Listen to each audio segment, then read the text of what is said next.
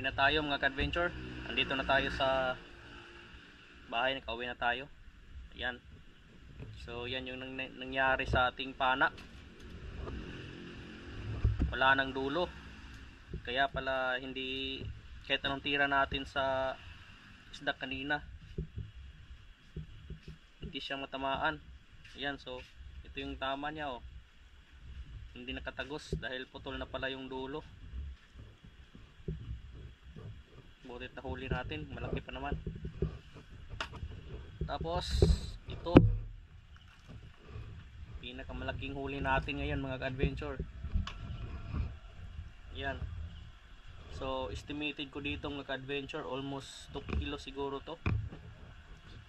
Yan. So napakalaking kubutan. Almost 2 kilo siguro yung bigat nito. Mahal na to.